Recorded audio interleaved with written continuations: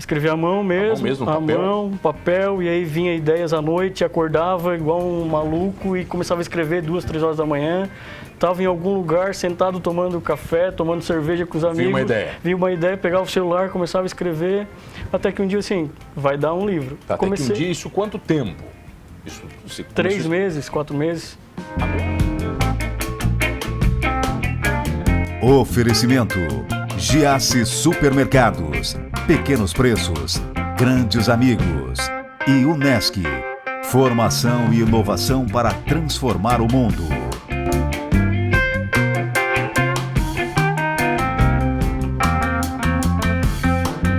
Olha, o cara é biólogo, hein? Já percorreu o Brasil inteiro, alguns países, ama política, mas está sentado no meu sofá de couro porque virou escritor, e eu tenho o prazer de receber Ivan Reus Viana. Tudo bem, meu bruxo? Tudo bom, mano? É um prazer estar aqui comigo. Tá, vem cá, essa história toda. Por que de biólogo para escritor?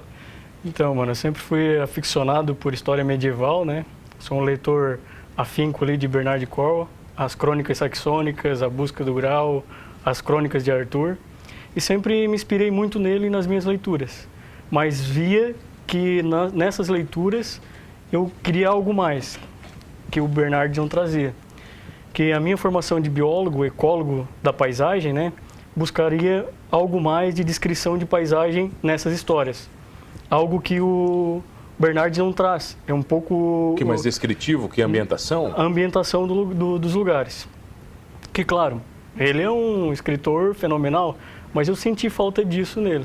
Foi onde que eu comecei, nas minhas leituras, de várias outras coisas que eu também leio, além de coisas medievais, comecei a escrever, a fantasiar algumas coisas. A política te ajuda a fantasiar ou não? A política também. Nesse livro, né, que é o primeiro, O Uivo do Lobo, que vai ser uma trilogia, né? O segundo... já começou assim, então? Já começou com determinando que é trilogia? Tá, início 3 livros, né? Esse primeiro aqui, deixa eu pegar ele aqui. O Uivo do Lobo, vamos lá. O Uivo do Lobo... Tá, mas peraí.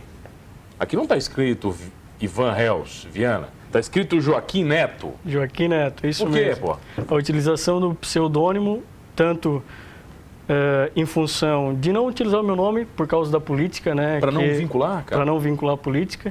E também uma homenagem ao meu avô, que aí na dedicatória está dedicada aos meus avós, né? Pela minha criação. E o nome dele? O nome Joaquim Reus Neto. Então... Aí tirei o Reus também para não vincular e deixei Joaquim Neto como pseudônimo. Alguma coisa para vincular com o Felipe Neto, para aproveitar? Não, ele é famoso ou não? Bem longe disso. Bem longe, não tem nada a ver? Bem longe É uma história medieval? Eu vou te chamar de Joaquim, né? Agora me confundiu, eu chamo de Ivan ou Joaquim agora? Ivan, porque ali atrás, né, daí tem a minha bibliografia. Aqui na contracapa. Pô, tá bonito, hein, cara? Tá bonito, não dá pra ver que tá de terninho, tá bonito aqui o cara. Mas o que te inspira a escrever isso, cara? Você ama o medieval, mas da onde vem essa história?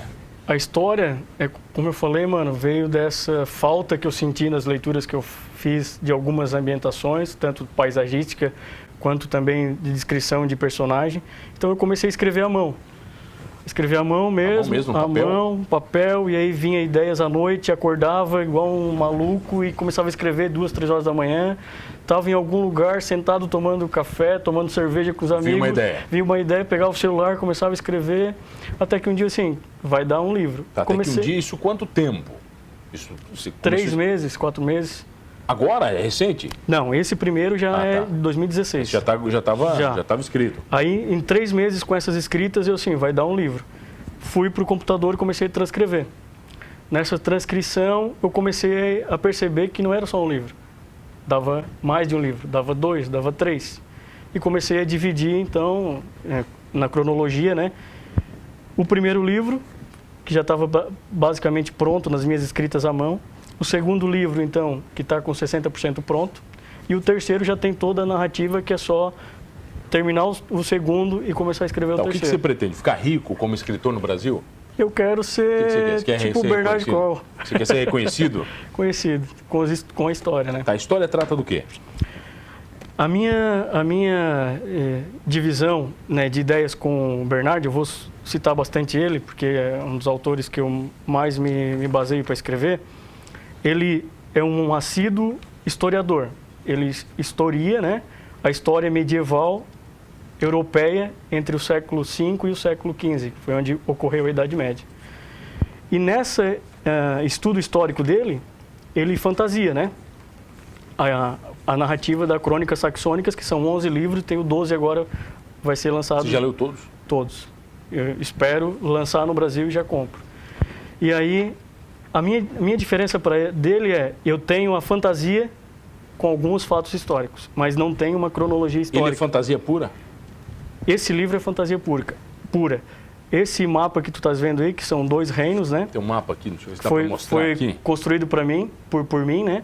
Não dá para ver direito. Tá porque ficou em preto e branco devido à impressão, né, mano? Mas é Elic e Urep, essas são os 2 reinos que ocorrem toda a fantasia. Se passa onde? Na Europa saxônica? Fantasia. Ah, tá. É fantasia também, fantasia. não tem um local real. O Crônicas Saxônicas é na Grã-Bretanha, né? E a minha história é totalmente fantasia. Ela traz os fatos históricos da história medieval no quê? Alguns historiadores dividem a história medieval, a divisão da sociedade, em 3 grandes grupos, que eram o clero, os guerreiros e os camponeses. Então, tem a perda de comando de Roma, quando eles começam a enviar os sacerdotes, né, os padres, para batizar ou cristianizar os povos bárbaros, né? Os pagões. Então, os pagões. Isso tem... Pagãos? É pagãos ou pagões? Pagãos. Pagãos, né? Pagãos. Pagãos. Tá. Então, tem a entrada da Igreja Católica aí, que eu faço uma crítica bastante grande à Igreja Católica. É isso então, também agora está atacando a igreja. A igreja também. A igreja vai te odiar pelo livro, é isso? Mas são fatos históricos, né? Que aí tem algumas verdades. Posso ler aqui a sinopse? Os deuses nórdicos também. Ah, tá todo mundo aqui na história? Tá. Eu fantasio também os deuses para não seguir a risca, né? Para não ser um copia e cola de outros livros. Mas o único deus nórdico que aparece, que eu mantenho, é o Odin, né? Que é um dos maiores deuses nórdicos que aparece. Tanto a Valhalla, né, que é para onde os vikings morriam em batalha, que é o nosso céu, também não uso Valhalla, uso Yahvé, que é um outro nome. Então, são nomes... E você inventou tudo, cara? Tudo invenção. O pessoal não te chama de louco quando você começou a falar disso? Agora que algumas pessoas começaram a ler, eles me olham assim e dizem assim, de onde é que surgiu? De onde é que você tirou esse nome todo? Que nome? Não, lá atrás tem a lista de nomes. Ah, tem uma lista aqui? Que eu faço questão de colocar para o pessoal não se perder, né? Ah, tem uma lista aqui, uma... E aí, por aí tu tira. Que são baseados, né, em nomes vikings, né? Adiev, filho de Galev, Algar, Argene, Baruch, Beda, Beric, Betiev, Burton, mas você tem que fazer um estudo muito detalhado também da história. De nomes medievais, nomes vikings, né? O protagonista desse nome é Orven, que é na 5ª geração, que tem a 6ª e tem a 7ª. Então, assim como meu avô, Joaquim, ele é o 5º do nome dele, né? O tataravô dele veio de Portugal, Joaquim, e dali em diante, o tataravô dele, o bisavô, o vô, o pai, é tudo Joaquim. Então... Tá, vem cá, o que me intriga, como é que funciona a história do pseudônimo? Você tem que registrar ele em seu nome? Como é que funciona isso do ponto de vista literal? É porque... De direito autoral? Quando tu lança um livro, tu tem que registrar ele na Biblioteca Nacional, né? Para ter o ISBN aqui, né? Isso. Aí quando tu registra na Biblioteca Nacional, tem um campo que tu utilizou o pseudônimo ou não. E se tu utilizaste, qual pseudônimo? Aí tem um autor, que é o meu nome, Ivan Hells Viana, com pseudônimo de Joaquim Neto. Ah, só isso? É só essa. Não precisa registrar em mais nenhum lugar. Nada. Isso? É só isso. Tá, e não pode vir o Joaquim Neto e exigir dizer que o livro é dele, pô? Tá registrado. Tá registrado. Tá, já tá vendo o livro? Já tá vendo no site da editora Albatroz, foi publicado na editora Albatroz. Já vendeu algum? Com o selo da Saramago. Como é que funciona? Como é que funciona essa história? Você acompanha isso ou não? Esse livro, ele foi lançado na Feira Ler do Rio de Janeiro, agora em novembro, né? A gente esteve lá na feira durante 4 dias fazendo a exposição do livro e a venda também lá na hora, né? Teve alguns canais do Rio de Janeiro e tudo mais que a gente fez algumas entrevistas. E a partir do momento que tu lançou o livro, já está no site da editora Albatroz e agora com o Marketplace vai para Submarino, para Saraiva, vai para todas as livrarias online do Brasil. Você tem noção que, por exemplo, isso pode estourar? As pessoas podem amar o seu livro daqui a um mês e estoura no Brasil? É isso que eu espero. Quantos foram produzidos inicialmente? Inicialmente uma tiragem de 500, mas a editora, ela mantém a editoriação, né? Tá lá, prontinho. Tá lá, se precisar... Se estourar, ela vai mandar embora. Vamos falar disso na volta, pode ser? Pode ser. Eu tenho o prazer de receber agora Ivan ou Joaquim. Ivan Reus Viana, o Joaquim Neto, lançando o livro aqui no Humanos. Quentinho, hein? Quanto tempo? 2 meses. 2 meses? A gente já volta, é rapidinho, é só o tempo de eu fazer uma guerra com os vikings aqui. Voltei aqui no Humanos Talk Show e você já sabe, comigo, Mano Dal Ponte, 2 entrevistas sempre inéditas, todas as noites aqui na RTV, canal 19, 53.1 da sua TV aberta online no rtv.net.br. Perdeu um programa Humanos? Não se desespere. Você pode ir lá no YouTube, curtir os programas completinhos com áudio e vídeo ou no Spotify. Procura lá Humanos Talk Show, você vai curtir também todos os podcasts completos, inclusive este com o escritor, biólogo, político, Ivan Reus Viana, o Joaquim Neto. Você falou que você trocou de nome justamente para a política não atrapalhar. Por que você acha que atrapalha, cara? O momento que o Brasil está vivendo é perigoso para quem se mete com política? Também por isso, mano. Mas, como tu bem falaste ali, eu faço alguma crítica à Igreja Católica.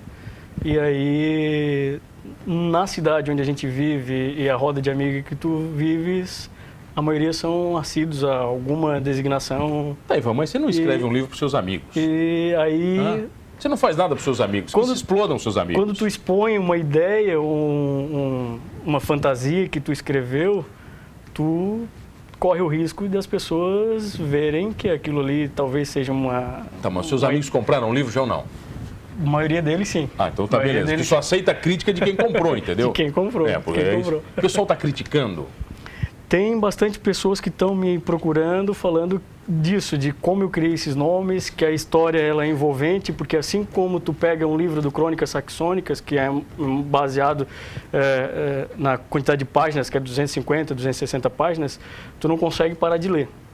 E alguns desses que já compraram, que não tinham costume de ler, falaram, vou começar a ler o teu livro que eu não tenho costume e tal. Eles falam que a história chama. E aí tu ficas lendo o livro ficcionado para terminar, e aí quando chega no final... Ele não acaba? Cadê? Esse então o spoiler, ele não acaba. Não acaba, vai acabar no terceiro... Tipo Senhor dos Anéis, que eu fui no cinema e eu não sabia que era uma trilogia.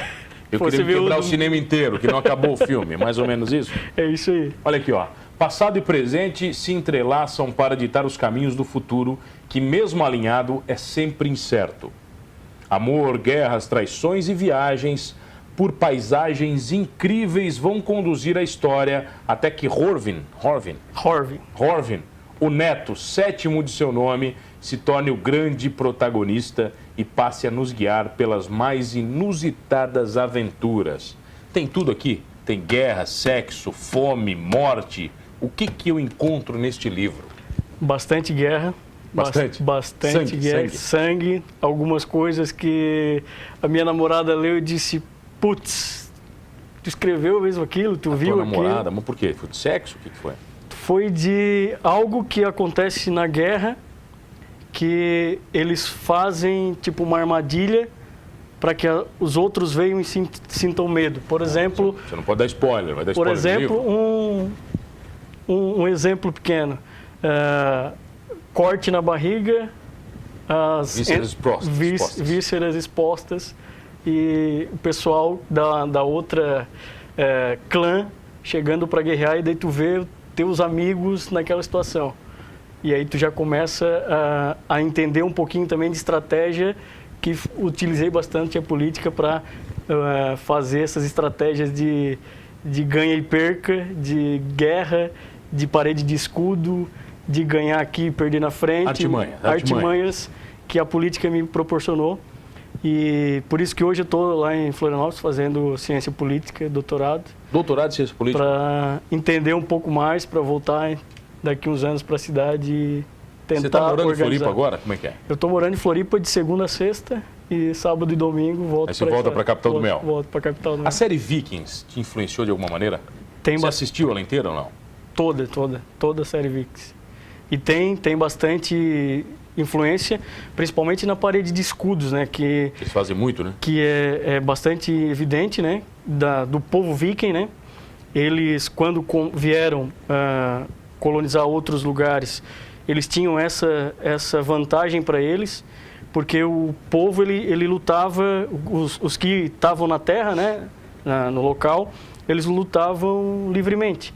Quando o viking começou a vir e ele formar a parede de escudos, e aí esse pessoal não conseguia transpassar a parede, eles tiveram uma grande vantagem, por isso que eles foram tomando quase toda a Europa. Eles lutavam, né? como unidade, né? Como unidade. E aí eu tive que estudar bastante, porque em alguns relatos falavam de 2, 3 capas, né, de escudos, porque tem a primeira, que protege os pés, o joelho, aí vem um segundo, que protege o teu tronco, tem um terceiro, que protege as lanças, né? E aí tem também outros que tem um quarto, que tu forma quase que uma bola, né? E aí tu vai avançando. Mas o grande problema dos vikings foi quando eles começaram, não tinham quase para onde mais expandir, e começaram a guerrear entre eles. E aí se saiu bem quem aprendeu alguma coisa a mais, porque tu vai guerrear com a mesma força que tu tinha, mesma situação, né? Mesma estratégia, mesma né? estratégia. Então, alguns povos se destacaram por aprender alguma coisa, tanto até com os romanos, né? De arte de guerra. E aí essa parede de escudo, ela é bem envolvente, porque ali eu trato, por exemplo, né? Um guerreiro na primeira fileira, lá embaixo, segurando as estocadas de lança, de machado, de espada. O guerreiro que está ali do outro lado, que leva o que ele está sentindo, é isso? O que ele está sentindo, a transpiração dele. O que ele sente quando o colega do lado dele é ferido, acaba morrendo, o sangue escorrendo para debaixo do teu pé e tu escorrega, e aí vem uma outra lança contra ti. E aí tem páginas inteiras que tratam só de uma briga, por exemplo. Deve ser um período bem tranquilo, né, da história. Só amizade, só amizade. Só amor, né? Só amizade. O que esse período influenciou no mundo de hoje, Vá? Aí eu trato bastante também, Bano, do período que a gente está vivendo, de algumas questões de rivalidade, né? Que a gente vê, não só em políticas, mas questões ideológicas também. Então, é quase uma crítica à sociedade atual. A sociedade brasileira? Sociedade brasileira. E vividas num período medieval de ficção, né? Com a minha ida a Florianópolis para fazer o doutorado, a gente está trabalhando muito em questão única, né, de povo. Tem um livro que se chama Terra Pátria, que ele diz que o Mano não mora em Sara, o Ivan não mora em Florianópolis, o João não mora em São Paulo, o outro não mora em sei lá, Nova York. A gente mora no mesmo lugar. A gente só tem uma terra. E a gente tem que começar a entender que o que a gente faz aqui no local, ela tem influência no global inteiro. E a gente não vai ter uma segunda terra, uma terceira terra. É tudo intercalado, é uma engrenagem. E a gente está à beira de um colapso. E um colapso universal. Todo mundo vai sofrer. Todo mundo vai sofrer. A gente já... esse professor, que o nome dele é Paulo Freire Vieira, que é o meu professor da UFSC hoje, ele diz que a gente está numa UTI. Não há mais volta, né? A humanidade não consegue mais voltar para tentar rever os seus erros e organizar a casa. A gente está numa UTI. Agora a gente não sabe quanto tempo a gente vai ter de vida. Eu quero saber o seguinte, você ganhou moral virando escritor? Quando você mostra a obra pronta para as pessoas, o cara te olha diferente, não, peraí, agora o cara é escritor, tem um livro publicado, muda. Há uma mudança de, o cara lá do Campo Mailuzia escreveu um livro, quero ler para ver se não é copia e cola de outros lugares. Mas há uma mudança de que tu tens algo a mostrar, né, mano? Aqui, a glória do avô pode ser passada para filho e neto diante de uma guerra prestes a levar um reino à ruína. Somente um homem terá o poder de unir todos os clãs a favor de uma causa comum, a sobrevivência de um reino. O Uivo do Lobo, de Joaquim Neto, ele que é Ivan Reus Viana, aqui no Humanos. O pessoal compra? Editora Albatroz, no site direto da editora, mas já é a partir de fevereiro em todos os sites de livro. Americanas, Amazon, tá lá tudo bonitinho? Tudo. Vai ser digital ou não? Não, nesse primeiro momento Ainda não? Não, eu quero lançar os 3, a trilogia completa em físico, e aí depois, quem sabe, no digital. Ivan, só manda lá. mais uma dica, mano. A trilogia, ela vai, além de continuar a história, a capa do livro também. A segunda capa vai ser continuação da primeira e a terceira da segunda. Então, tu vai poder botar na estante. Vai ficar bonitão. Uma imagem só. Tá certo, olha, faz o seguinte, compra o seu livro, tá bom? Porque esse aqui já tem dono, é meu. Ivanzinho, obrigado pela presença. Eu que agradeço, mano, e estamos à disposição. Obrigado a você que está comigo todas as noites aqui no Humanos Talk Show. E não esqueça de uma coisa, hein? Sobreviventes ou não, somos todos humanos. Oferecimento: Giasse Supermercados, pequenos preços, grandes amigos. E Unesc, formação e inovação para transformar o mundo.